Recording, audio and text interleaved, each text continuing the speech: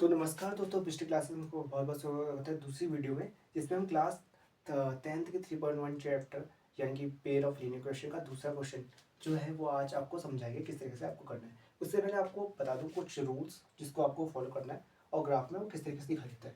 तो ग्राफ में जब भी A1/A2 is not equal to B1/B2 आए तो उस टाइम पे क्या होता है, जो ग्राफ में जो एक्स एक्सिस और वाई एक्सिस है, ठीक है, उसमें जो पॉइंट होता है वो इंटरसेक्ट करता है। ठीक है, जब इसकी value A1/A2 is not equal to B1/B2 हो तो पॉइंट्स कैसा होता है, ग्राफ पे इंटरसेक्टिंग होगा।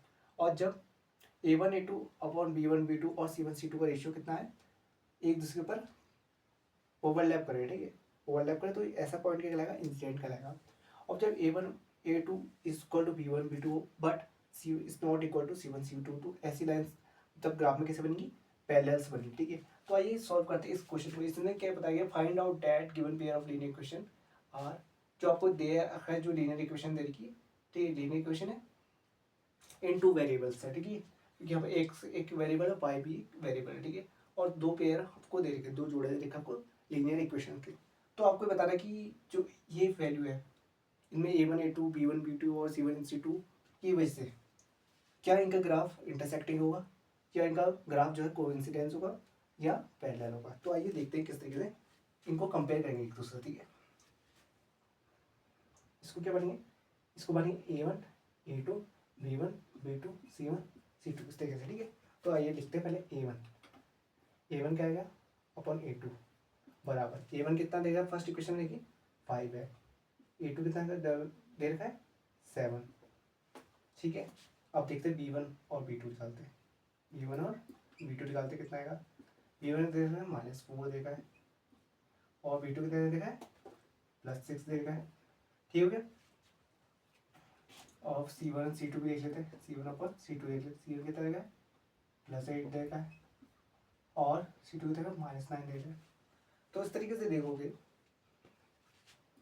तो 5/7 देगा और ये 4/6 को और छोटा कर लेंगे तो 2 3 6, ये 2 2 4 और 2 3 6, 2/3 आ गया और इसको और छोटा कर लेंगे तो ये हो जाएगा, तो ये तो 8/9 आएगा। तो आप यहाँ पर देखोगे A1/A2 is not equal to B1/B2 आ रहा है और is not equal to also C1/C2।